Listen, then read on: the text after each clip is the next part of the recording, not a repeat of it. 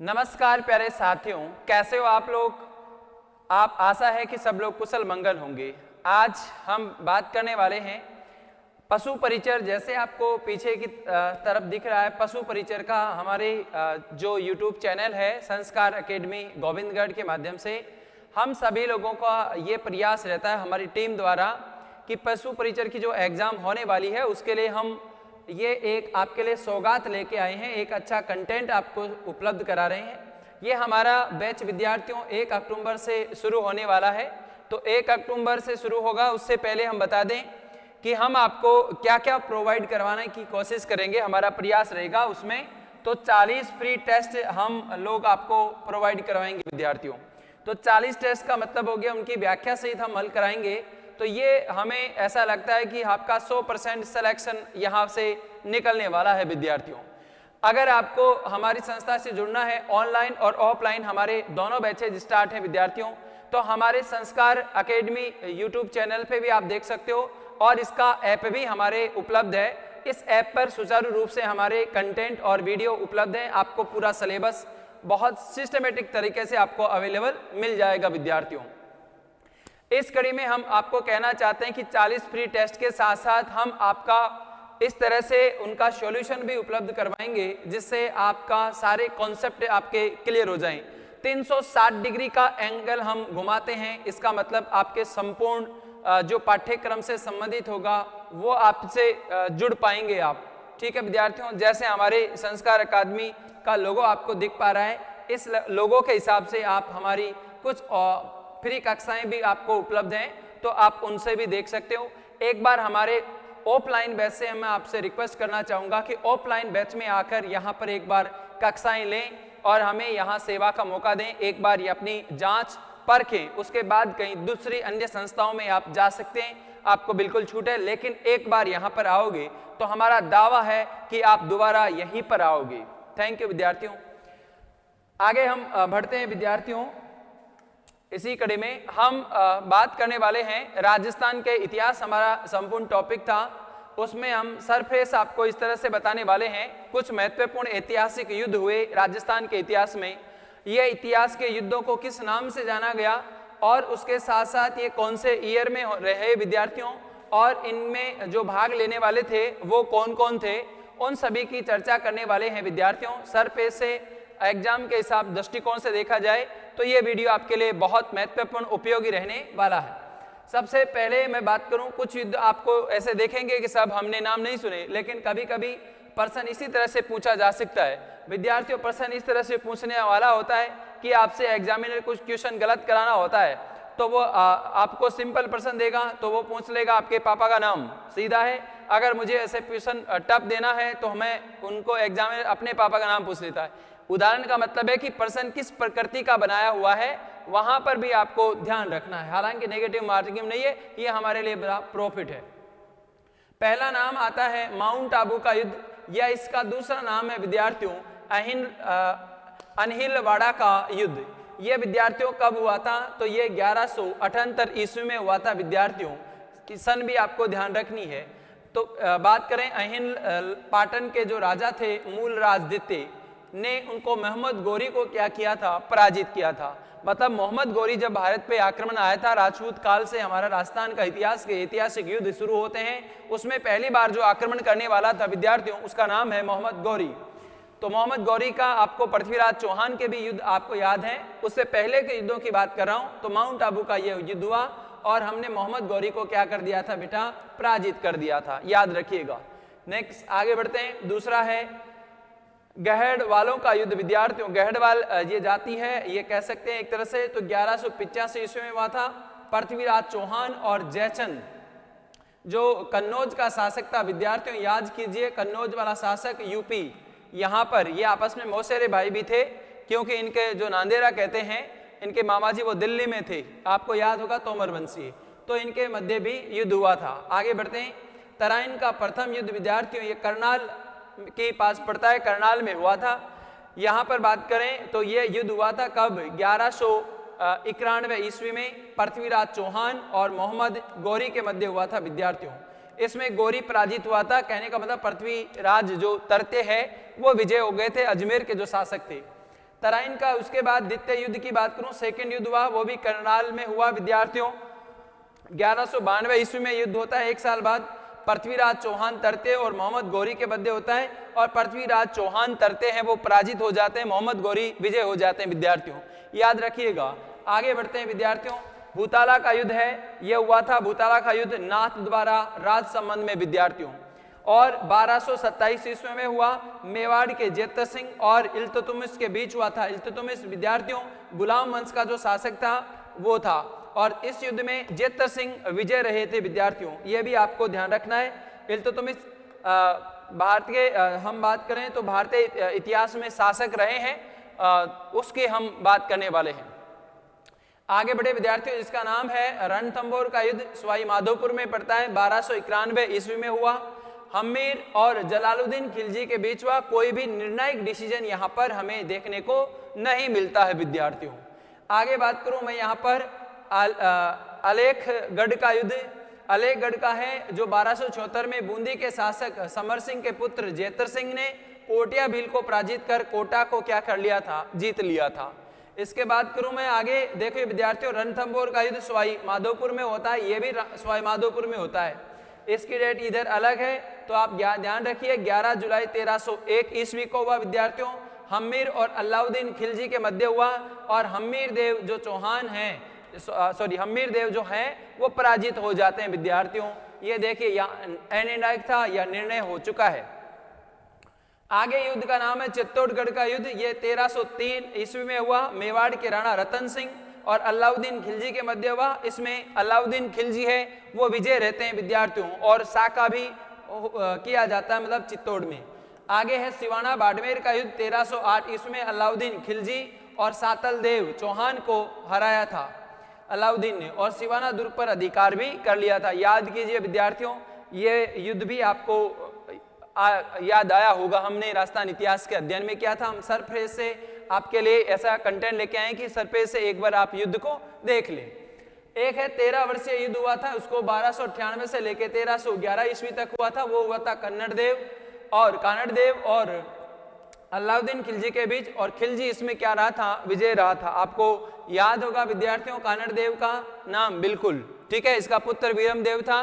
दिल्ली का जो शासक है अलाउद्दीन खिलजी, और फिरोजा का भी आपको याद होगा नाम, जो अलाउद्दीन खिलजी की पुत्री थी। आगे देखो जालोर का युद्ध है 1311-12 में। अलाउद्दीन खिलजी और जालोर के शासक कौन, कानड़ देव के बीच अलाउद्दीन खिलजी इसमें विजय हुए। उसी युद्ध का आगे पार्ट है।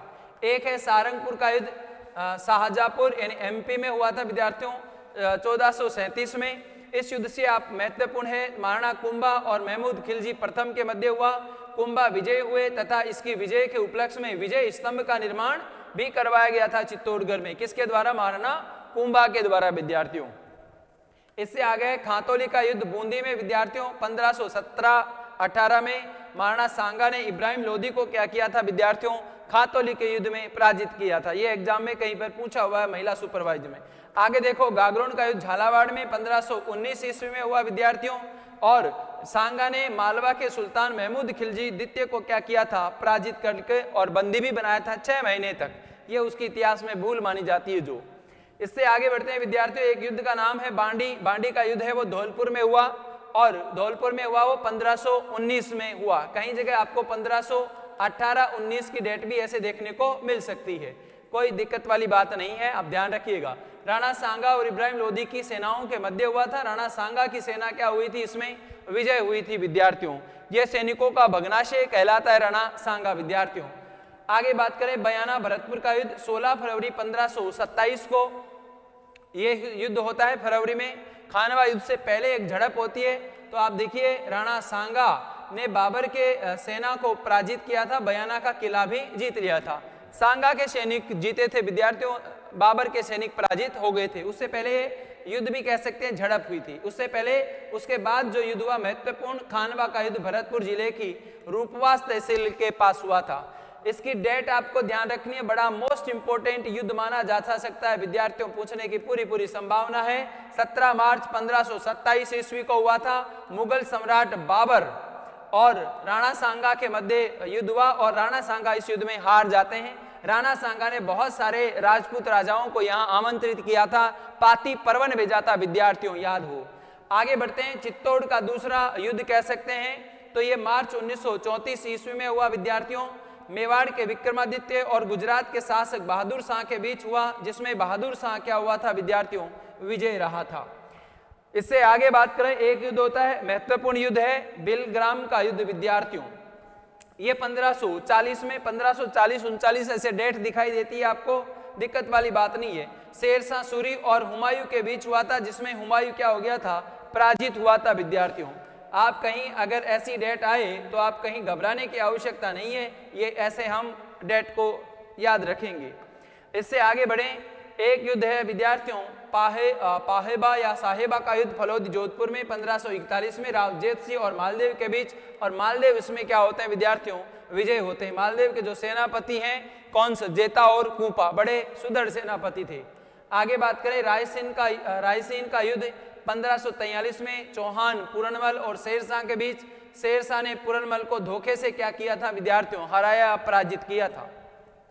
यह युद्ध मोस्ट कर लीजिए विद्यार्थियों, ठीक है। गिरी सुमेल का युद्ध है, जेतारन पाली का युद्ध हुआ था, इसको याद रखिए। महिला सुपरवाइजर में ये पूछा था, हमारे पशु परिचर में, या फिर सीटी के एग्जाम में भी पूछा जा सकता है, एक पात्रता होगी।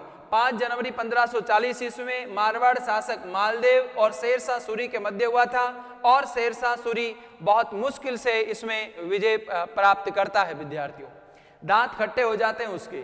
आगे बात करें, हरमाड़ा का युद्ध, जोधपुर में हरमाड़ा का युद्ध होता है 24 जनवरी 1597 ईस्वी को, और मालदेव और मेवाड़ के राणा उदय सिंह की सेनाओं के बीच लड़ा गया, जिसमें मालदेव की क्या होती है विद्यार्थियों, विजय होती है। आगे युद्ध का नाम है चित्तौड़ का युद्ध, 25 फरवरी 1568 को उदय सिंह और अकबर के बीच, और अकबर इस युद्ध में क्या होता है विद्यार्थियों, विजय रहता है। आगे की कड़ी में आगे नाम आता है विद्यार्थियों, इसको भी आप मोस्ट कर ले सकते हैं एग्जाम के दृष्टिकोण से, हल्दी घाटी या गोगुंदा का युद्ध है, यह भी बार बार पूछा जाता है। यह तारीख आपको ध्यान रखनी है, 21 जून। कई बुकों में अगर राजस्थान के इतिहास में गोपीनाथ शर्मा को देखे तो उसमें 21 जून दिखाई देती है। अगर हम वहां पे प्रशस्ति जो लिखी हुई है उसकी डेट करें तो वहां पर डेट आती है 18 जून 1576 विद्यार्थियों। तो घबराने की आवश्यकता नहीं है, आपको एग्जाम में एक ही डेट मिलेगी। अगर वहां प्रशस्ति में जाएं और बुक के दृष्टिकोण से देखें तो ये दोनों डेट आपको ध्यान रखनी है। आगे देखें तो महाराणा प्रताप और मुगल प्रशासक या जो मानसिंह है, उस अकबर का जो सेनापति था, उसके मध्य हल्दी घाटी का युद्ध हुआ था। तो मानसिंह सेनापति था यहाँ पर, आमेर का जो कछुआ राजा था उसकी बात कर रहे हैं। आगे बढ़ते हैं विद्यार्थियों, कुंभलगढ़ का युद्ध राजसमंद में 1578 में प्रताप और मुगल सेनापति शाहबाज खां के मध्य हुआ था, और कुंभलगढ़ के दुर्ग पर मुगलों का क्या हो गया था, उसके बाद अधिकार हो गया था विद्यार्थियों। इससे आगे दिवेर का युद्ध, ये राजसमंद में होता है, 1582 में होता है। महाराणा प्रताप द्वारा शाही ठिकानों पर आक्रमण किया जाता है, युद्ध किया जाता है, तो प्रताप की इसमें निर्णय क्या होती है विद्यार्थियों, जीत हो जाती है। जो प्रतिष्ठा महाराणा प्रताप गवा चुके थे वो प्रतिष्ठा उनको वापस प्राप्त होती है विद्यार्थियों। आगे बात करूं मेवाड़ का युद्ध की, तो मेवाड़ का युद्ध 1614 ईस्वी में हुआ, खुर्रम और अमर सिंह के बीच हुआ। अमर सिंह ने संधि कर उसकी अधीनता क्या कर ली थी विद्यार्थियों, स्वीकार कर ली थी।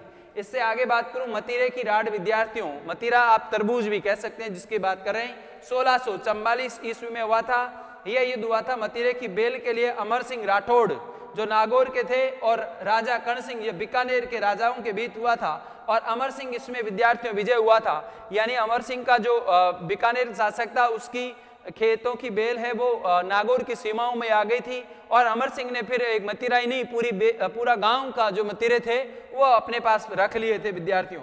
आगे ध्यान रखना है। आगे देखिए धर्मत का युद्ध उज्जैन और मध्य प्रदेश में होता है विद्यार्थियों।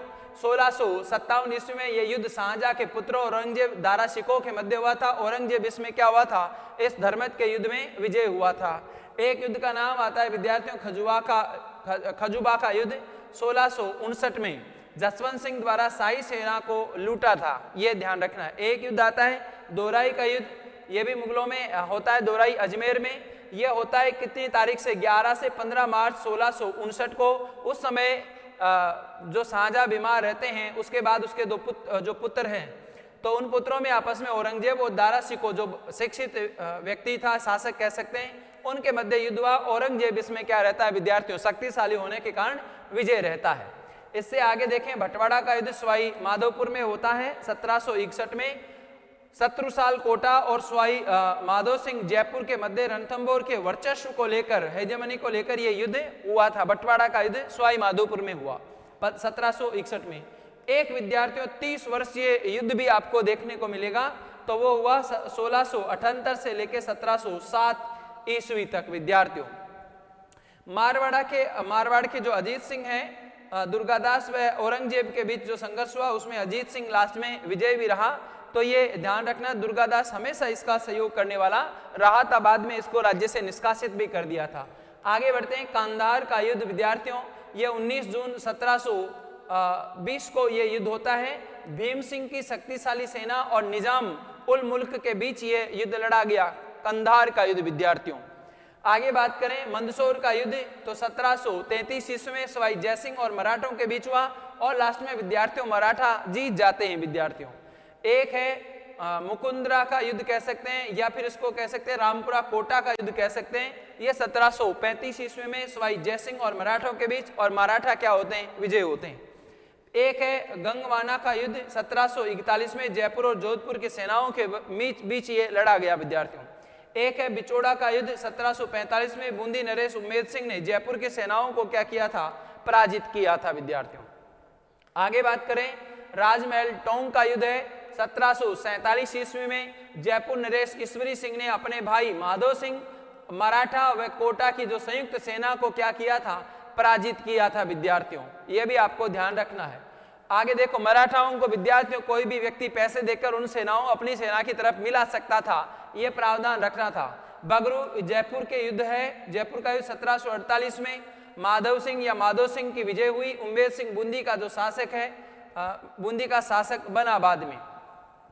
एक है पिपाड़ जोधपुर का युद्ध 1750 ईस्वी में राम सिंह ने भक्त सिंह को क्या किया था, पराजित किया था विद्यार्थियों। एक युद्ध का नाम आता है मेड़ता का युद्ध नागौर में 1754 में मराठा और विजय सिंह राठौड़ के बीच और मराठाओं की क्या हुई विद्यार्थियों, विजय हुई। एक है गंगारड़ा का युद्ध 1754 में जय अप्पा संधिया ने बीकानेर शासक गज सिंह और जोधपुर के विजय सिंह और किशनगढ़ के बहादुर सिंह को क्या किया था, पराजित किया था विद्यार्थियों। कई युद्ध आपको ऐसे दाम देखने में मिल रहे हैं कि साहब हमने पहली बार सुना है। आगे देखिए कामा भरतपुर का युद्ध 1768 में माधो सिंह ने जवाहर सिंह को क्या किया था, पराजित किया था। कामा भरतपुर में जगह है। एक मानपुरा यानी जयपुर का युद्ध हुआ 1768 में, ईश्वरी सिंह ने अहमद शाह अब्दाली को क्या किया था, पराजित किया था। आगे नेक्स्ट युद्ध का नाम है पिल सुद यानी जहाजपुर भीलवाड़ा में एक स्थान का नाम है, उस समय थोड़ी बड़ी गांव के रूप में देखा गया। और यह युद्ध होता है मई 1768 में सवाई जयसिंह मराठों के मध्य, और जयसिंह इसमें क्या रहता है, विजय होता है। इस युद्ध की बात करो तुंगा का युद्ध दौसा में, वर्तमान में तुंगा स्थान पड़ता है विद्यार्थियों जयपुर में। 27 जुलाई 1787 को युद्ध हुआ। जयपुर शासक प्रताप सिंह और मराठों के बीच हुआ, और माधव राज संधिया उस समय मराठों के सेनापति कह सकते हैं, और प्रताप सिंह की यहाँ पर क्या होती है, विजय होती है। आगे पाटन झालावाड़ का युद्ध 1790 ईस्वी में हुआ था। संधिया की सेना में जयपुर और जोधपुर की संयुक्त सेनाओं को क्या किया था, पराजित किया था। ये ध्यान रखना है। आगे बढ़ते हैं। आगे नाम है लश्वरी का युद्ध भरतपुर 1803 में दौलत राव संधिया और लॉर्ड लेक के मध्य युद्ध हुआ। संधिया की क्या होती है विद्यार्थियों, इसमें पराजय होती है, हार जाते हैं। एक युद्ध का नाम आता है गिंगोली का युद्ध परबतसर नागौर में विद्यार्थियों, इसको भी आप ध्यान रखिएगा। 12 मार्च 1807 को जयपुर और जोधपुर की सेनाओं के मध्य युद्ध हुआ, और जयपुर की सेना इसमें विजय रही। एक है मांगरोल का युद्ध 12 में 1821 में महाराज राय किशोर सिंह और जालिम सिंह के बीच युद्ध हुआ, जिसमें किशोर सिंह पराजित होकर नाथ द्वार यहाँ से इस युद्ध को छोड़ के चले जाते हैं। एक युद्ध है बदीरा बठुड़ा या जो पाली का युद्ध है, उसका नाम है 8 सितंबर 1857 को कुशाल सिंह के नेतृत्व में क्रांतिकारी कैप्टन और हितकोट तथा जोधपुर राज्य की संयुक्त सेनाओं को क्या किया था, कुशाल सिंह ने पराजित किया था। विद्यार्थियों बठुड़ा का युद्ध याद आ गया होगा, 1857 की क्रांति की बात हम कर रहे हैं यहाँ पर। एक है चेलावास या काला गोरा का युद्ध यानी पाली स्थान पर है। वही कौन सा युद्ध, यानी वही कुशाल सिंह 8 तारीख के बाद, ये 18 सितंबर 1857 को 10 दिन बाद ही युद्ध होता है, उन्हीं के बीच होता है। तो कुशाल सिंह के नेतृत्व में क्रांतिकारियों ने अंग्रेज और जोधपुर की सेना को हराकर पॉलिटिकल एजेंट कौन मेक मोशन को हत्या भी कर दी थी। मतलब कुशाल सिंह विजय रहा था कौन से युद्ध में, बिठूड़ा 8 सितंबर 1857 के युद्ध में, और 18 सितंबर 1857 के युद्ध में काला और गोरा के मध्य जो युद्ध कहता है, काला किसके लिए था, कुशाल सिंह के लिए था। फिर है आगे कुआड़ा का युद्ध 9 अगस्त 1857 को तात्या टोपी और अंग्रेजों के मध्य हुआ, और अंग्रेज इसमें कुआड़ा के युद्ध में क्या रहे, विजय रहे। एक कोटेशन भी आपको ध्यान रखने विद्यार्थियों, एक शेरशाह सूरी ने कथन कहा था गिरी सुमेल का युद्ध में, गिरी सुमेल जो आपके 1544 में हुआ था विद्यार्थियों, उसी में कहते हैं, क्योंकि मालदेव के साथ हुआ था, तो मालदेव से तब कहते हैं एक मुस्त बाजरा ता हिंदुस्तान फतेह, मतलब एक मुट्ठी भर बाजरे के लिए मैं अपने हिंदुस्तान की बादशाह खो देता विद्यार्थियों। तो एक मुट्ठी भर बाजरे के लिए मैं हिंदुस्तान की बादशाह खो देता, ये शब्द कहे थे किसने, शेरशाह सूरी ने विद्यार्थियों। आगे देखें 11 जुलाई 1301 में अलाउद्दीन खिलजी रणथंभौर दुर्ग को जब विजय कर लेते हैं, उसके बाद उसके प्रसिद्ध इतिहासकार अमीर खुसरो ने रणथंभौर दुर्ग के बारे में कहा है, क्या कहा है, आज कुफ्र का गढ़ इस्लाम का क्या हो गया है, घर हो गया है। मतलब हम लोग जिस दुर्ग को जीतना चाह रहे थे वर्षों से वो जीत चुके हैं। तो ये उनके कथन अमीर खुसरो के निकले हैं कि आज कुफ्र का गढ़ क्या हो गया, इस्लाम का घर हो गया। विद्यार्थियों आगे बढ़ते हैं। अब ये तो हमने प्रमुख ऐतिहासिक युद्ध पढ़े विद्यार्थियों, और प्रमुख जो रियासतें की बात करें तो रियासतों में सबसे पहली रियासत का नाम आता है, जो रियासत है विद्यार्थियों भरतपुर का जो संस्थापक है वो जाट वंश के हैं, जाट जो लोग हैं वो इसके संस्थापक हैं। और संस्थापक में नाम देखिएगा जिसका नाम है चूड़ामन जाट, ये जाट हैं, जाट वंश है भरतपुर का। और कंपनी से बाद में उन्होंने संधि कर ली, तो संधिकर्ता के जो शासक है रणजीत सिंह ने 29 सितंबर 1803 में संधि की विद्यार्थियों। और 1857 की क्रांति के समय यहाँ जो शासक था उसका नाम था जसवंत सिंह। राजस्थान एकीकरण के समय ये अंतिम शासक तक की बात करें तो यहाँ विजेंद्र सिंह ये अंतिम शासक थे विद्यार्थियों। अलवर रियासत यहाँ पर कछवा या सूर्यवंशी है, संस्थापक प्रताप सिंह विद्यार्थियों। कंपनी से शासन की करने वाली बात थी वो बख्तावर सिंह, नवंबर 1803 में यह संधि कर लेते हैं। संधि इसलिए करते हैं विद्यार्थियों, ये रियासत है तो अपनी रक्षा की जिम्मेदारी अंग्रेजों को दे रहे हैं, उसके एवज में वो क्या करते थे, टैक्स भी देते थे। आगे बात करें तो विद्रोह में के समय यहाँ का जो शासक था बन्ने सिंह था, एकीकरण के समय यहाँ पर जो शासक अंतिम था वो तेज सिंह था। इसके बाद करूं उदयपुर मेवाड़ वाली वंश की बात करें तो गोहिल या सिसोदिया या सूर्यवंशी जो कहलाता है, नाम याद रखिए, बप्पा रावल वाली कहानी विद्यार्थियों। संस्थापक गोहिलादित्य की बात करेंगे और कंपनी से संधिकर्ता का जो शासक था वो भीम सिंह था। और संधि कब की, 22 जनवरी 1818 को की। 1857 की क्रांति के समय यह शासक स्वरूप सिंह था जिसने अंग्रेजों की सहायता की थी। एकीकरण के समय अंतिम शासक यहाँ पर भूपाल सिंह थे, बाद में उनको पद भी दिया गया। जोधपुर मारवाड़ की बात करें तो वंश राठौड़ सूर्यवंशी। संस्थापक है राव सिया विद्यार्थियों। कंपनी के शासनकर्ता मान सिंह और 6 जनवरी 1818 को संधिकर्ता के शासक हैं। 1857 के विद्रोह के समय महाराजा तख्त सिंह यहाँ पर शासक थे और अंतिम एकीकरण के समय जो शासक थे वो हनुमंत सिंह थे विद्यार्थियों, यह भी आपको ध्यान रखना है।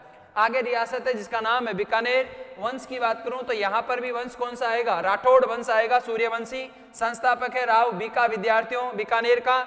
और ये बीकानेर जो चले गए थे, कंपनी से शासक के संधिकर्ता थे उस समय सूरत सिंह। और कब की, 21 मार्च 1818 को ये कर लेते हैं संधि, यानी अपनी जिम्मेदारी रक्षा की। 1857 के समय विद्रोह हुआ, उस समय थे सरदार सिंह। और एकीकरण के जो शासक थे अंतिम, उसका नाम था शार्दुल सिंह विद्यार्थियों, ये भी हमने देख लिया। इससे आगे बढ़े, जयपुर रियासत का नाम बहुत सब लोग परिचित हैं। यहाँ पर कौन सा वंश का शासन रहा है, कच्छावा या कछवा वंश का शासन रहा है विद्यार्थियों। और शासक की संस्थापक की बात करें तो कौन है, दूल्हे राय या कोकिला देव को माने जाते हैं। ठीक है, दूल्हे के राय को हमेशा दूल्हे के वेश में रहते थे, मीनाओं को पराजित करके वहां पर शासन किया था। ढूंढाड़ प्रदेश भी कह सकते हैं, वही ढूंढाड़, याद है ढूंढाड़ प्रदेश भी। संधि कंपनी से संधि करने वाले थे जगत सिंह। 15 अप्रैल 1818 को ये संधि कर लेते हैं। 1857 के समय विद्रोह हुआ, उस समय कौन थे यहाँ के शासक, स्वाई राम सिंह द्वितीय थे। और एकीकरण के समय यहाँ पर थे स्वाई मान सिंह द्वितीय थे विद्यार्थियों, याद है। आगे बढ़ते हैं। कोटा या हाड़ौती वंश की बात करें तो यहाँ हाड़ा चौहान है, संस्थापक था वो माधो सिंह था, संधि करने वाले थे उमेर सिंह। कब की? 26 सितंबर 1817 को संधि करते हैं। 1857 की क्रांति के समय जो शासक है वहां पर उसका नाम है राम सिंह द्वितीय। एकीकरण के समय जो अंतिम शासक है वो है भीम सिंह। विद्यार्थियों, बूंदी हाड़ौती की बात करूं तो वंश की बात करें तो हाड़ा चौहान ही है, संस्थापक है राव देवा। संधि के कंपनी से संधि करने वाले थे बिशन सिंह। 10 फरवरी 1818 को संधि की। 1857 के समय यहाँ पर शासक थे वो राम सिंह थे, और एकीकरण के जो अंतिम शासक थे वो यहाँ पर थे बहादुर सिंह। आगे बात करूं जैसलमेर में तो वंश की बात करूं तो वंश है कौन सा विद्यार्थियों? भाटी, और वंश संस्थापक हैं वो भट्टी, और कंपनी से संधि करने वाले थे मूलराज। और कब की? 2 जनवरी 1819 में वो संधि करते हैं। 1857 के समय जो शासक था उसका नाम था रणजीत सिंह। एकीकरण के समय जो अंतिम शासक था उसका नाम था जुवार सिंह। विद्यार्थियों, आगे है करौली। करौली का जो शासक है वो है जो वंश की बात करूं तो यदुवंशी है, और संस्थापक की बात करूं तो विजयपाल यादव है। देखिए, यादव भी नाम मिलते हैं भाई, जाट भी मिलता है, सभी लोग। माली का भी मिला था, चाइन और झाइंदुर की रक्षा करने वाले गुरुदास सैनी। विद्यार्थियों, तो आगे देखिए, कंपनी से संधि करने वाले जो शासक थे हरबख्श पाल सिंह थे, और 9 नवंबर 1817 को वो संधि करते हैं। 1857 के शासक की बात करें तो मदन पाल सिंह है। एकीकरण के समय अंतिम शासक था उसका नाम था गणेश पाल वासुदेव। आगे बढ़ते हैं विद्यार्थियों, इसमें आगे धौलपुर। धौलपुर का भी कौन है विद्यार्थियों? यही जाट वंश है, और संस्थापक है धवल देव जाट। संधि के समय यहाँ पर संधिकर्ता का कोई शासक का नाम जिक्र नहीं है। विद्रोह के समय यहाँ पर भगवंत सिंह है विद्यार्थियों, और एकीकरण के समय यहाँ पर है उदयभान सिंह। विद्यार्थियों, सिरोही की बात करूं विद्यार्थियों तो वंश है चौहान वंश है, ये तो मेन है, और इसी में संस्थापक है लुम्बा, ठीक है, और कंपनी से संधि करने वाले थे शिव सिंह। और इसमें आपको ध्यान होगा सिरोही वह रियासत है जो लास्ट में संधि कर रही है 1823 में 11 सितंबर। और शासक की बात करूं 1857 के समय तो महाराजा शिव सिंह है, और लास्ट में एकीकरण के जो शासक हैं वो तेज सिंह है। विद्यार्थियों, आगे बढ़े। किशनगढ़ शासक हो गया विद्यार्थियों राठौड़ वंश है। संस्थापक की बात करूं तो हो गया किशन सिंह। कंपनी से संधि करने वाले हो गए कल्याण सिंह। विद्यार्थियों, 1857 के विद्रोह के समय कोई शासक का जिक्र नहीं मिलता। एकीकरण के समय जो शासक हैं वो सुमेर सिंह है। झालावाड़ की बात करें तो वंश का है चौहान वंश। संस्थापक है विद्यार्थियों झाला मदन सिंह। कंपनी से संधि करने वाले हैं मदन सिंह। 10 अप्रैल 1838 को ये क्या करते हैं? शासक संधि करते हैं। 1857 के विद्रोह के समय यहाँ पर पृथ्वी सिंह शासक रहते हैं। एकीकरण के अंतिम शासक हैं झाला हरिश्चंद्र सिंह। आगे बात करें टोंग। टोंग पर हमेशा जो शासन किया वो पिंडारियों की रहे तो मुगल वंशी कह सकते हैं यहाँ पर। और संस्थापक की बात करें तो अमीर खां पिंडारी, और कंपनी से जो संधि करने वाला था अमीर खां कब करने वाला था? 15 नवंबर 1817 को। विद्रोह की बात करें 1857 में कौन था? तो नबीब वजीरुद्दौला यहाँ पर कंपनी से 1857 के समय क्रांतिकारी के रूप में देख सकते हैं। और एकीकरण के समय यहाँ पर जो थे हाफिज महमूद शहादत अली खां। आगे देखिए शाहपुरा।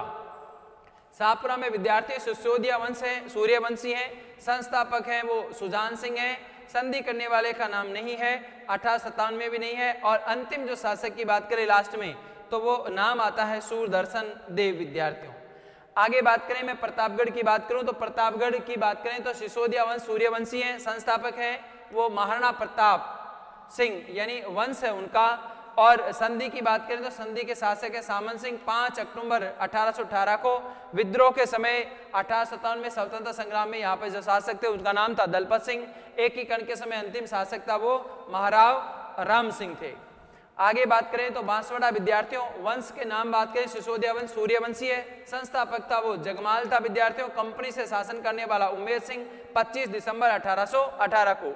और 1857 में विद्रोह में था यहाँ पर शासक लक्ष्मण सिंह। एकीकरण के समय अंतिम जो शासक था महारावल चंद्रवीर सिंह। आगे रियासत डूंगरपुर वंश है, वहां पर सिसोदिया वंश सूर्यवंशी। संस्थापक है विद्यार्थियों पृथ्वीराज। कंपनी से संधि करने वाला जो शासक था उसका नाम है जसवंत सिंह द्वितीय। और दिसंबर 1818 को संधि की। 1857 के विद्रोह के समय यहाँ पर शासक था उदय सिंह। अंतिम शासक था महारावल लक्ष्मण सिंह। अब ये कुछ मैं रियासतों की बात करूंगा जिन्होंने कंपनी से अधीनस्थता की या कह सकते हैं कि संधि की। तो हम कह सकते हैं अधीनस्थ संधि करने वाली जो रियासतें थी वो कौन सी थी, क्रम भी ध्यान रखना है और कब कब की ये भी हमें ध्यान रखना है, और उस समय तत्कालीन क्या थे, अध्यक्ष कौन थे। विद्यार्थियों ध्यान रखिएगा, सबसे पहले संधि करने वाली रियासत थी वो थी आपकी करौली।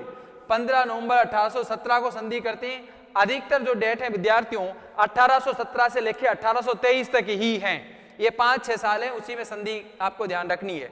ये ट्रिक्स है। शासक था यहाँ पर हरबख्शपाल सिंह। दूसरी है टोंक रियासत विद्यार्थियों, ये है 17 नवंबर 1817 को, और नवाब अमीर खान यहाँ पर रियासत है। आगे बात करूं कोटा की, 26 दिसंबर 1817 को, यहाँ के जो शासक है उम्मेद सिंह हैं। उसके बाद संधि करने वाली रियासत है जोधपुर, 6 जनवरी 1818 को विद्यार्थियों, और शासक है उस समय मान सिंह। उदयपुर की बात करूं तो 22 जनवरी 1818 को संधि की तिथि है, और शासक है तत्कालीन भीम सिंह विद्यार्थियों। बूंदी की बात करूं तो 10 फरवरी 1818 को, और शासक हैं विष्णु सिंह, राव विष्णु सिंह। बीकानेर 21 मार्च 1818 को, और शासक हैं सूरत सिंह। जयपुर की बात करूं विद्यार्थियों 2 अप्रैल 1818 को, और शासक थे उस समय सवाई जगत सिंह। इसके अलावा किशनगढ़ की बात करूं तो किशनगढ़ ने संधि की 7 अप्रैल 1818 को, और शासक था वहां पर कल्याण सिंह।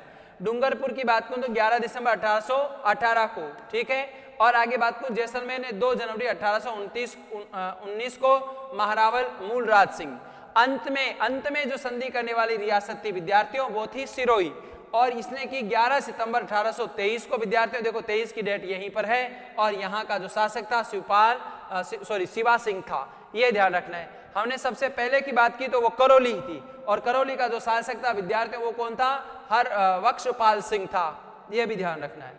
आगे बात करें, करौली राज्य ने सर्वप्रथम और सिरोही राज्य ने सबसे अंत में अंग्रेजों से अधीनस्थ संधि की विद्यार्थियों अपनी रक्षा की, क्योंकि सिरोही को मारवाड़ राज्य अपने अधीन मानता था। बाद में अंग्रेजों ने इसे मारवाड़ से अलग रियासत बनाई, तो सिरोही के साथ 11 सितंबर 1823 को इसके साथ संधि की गई।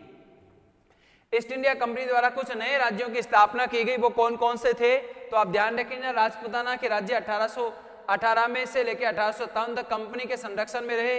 इस दौरान उन्होंने एक तो कहाँ टोंक में, और एक है झालावाड़ में, नए राज्यों के रूप के क्या की थी विद्यार्थियों, स्थापना की थी। आगे बात करें, कुछ प्रजामंडल की बात और कर लेते हैं विद्यार्थियों अंतिम में। तो यहाँ पर कुछ प्रजामंडल है और उनकी स्थापना कब हुई, उनसे संबंधित व्यक्ति कौन से हैं, ये आपको सरफेस से ध्यान रखना है। सबसे पहले मैं बात करने वाला हूँ जयपुर प्रजामंडल स्थापना वर्ष से। देखिए 1931 भी है, कपूर चंद पाटनी। दोबारा की बात करूँ तो प्रजामंडल 1936 में सेठ जमनालाल बजाज ने। पुनर्गठित की बात करें तो अर्जुन लाल सेठी भी जुड़े हुए हैं, शास्त्री भी जुड़े हुए हैं, और चिरंजी लाल मिश्रा, बाबा हरिश्चंद्र, हरलाल सिंह और देवी शंकर तिवारी, दौलत राम भंडारी, ये सब लोग जयपुर रियासत से संबंधित व्यक्ति हैं। हाड़ौती या बूंदी कह दें तो 1934 में न्यूनाराम और प्रभुदयाल विजय। फिर आगे बात करूं मारवाड़ 1934 में भंवरलाल सराफ विद्यार्थियों। बीकानेर प्रजामंडल 1936 में मेधाराम वैद्य, रघुदयाल गोयल, ये ध्यान रखना है। और बीकानेर भरतपुर की बात करूं 1938 में गोपीलाल यादव, मास्टर आदित्येंद्र और जुगल किशोर चतुर्वेदी, जगन्नाथ कक्कड़ और गौरीशंकर मित्तल। आगे बात करूं मेवाड़ प्रजामंडल 1938 में, इससे जुड़े हुए व्यक्ति हैं माणिक्यलाल वर्मा, भूरेलाल भैया, मोहनलाल सुखाड़िया, आनंद राज सुराणा, भवानी शंकर वैद्य और जनार्दन राय।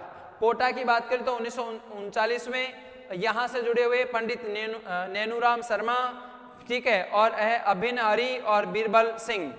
शाहपुरा की बात करें 1938 में गोकुललाल असावा, रमेश चंद्र व्यास और लादूराम व्यास। अलवर की बात करें 1938 में हरि नारायण शर्मा, कुंज बिहारी लाल।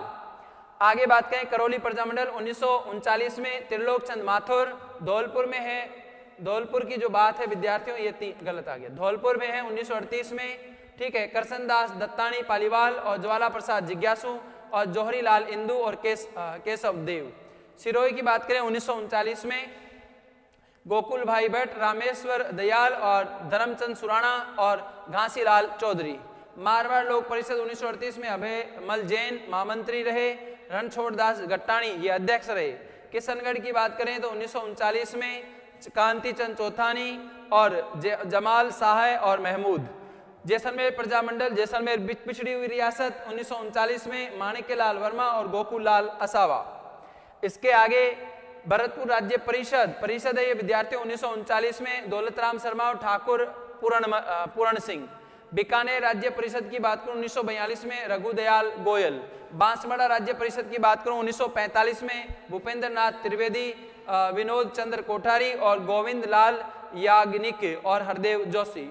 बूंदी लोक परिषद 1944 में हरिमोहन सिंह।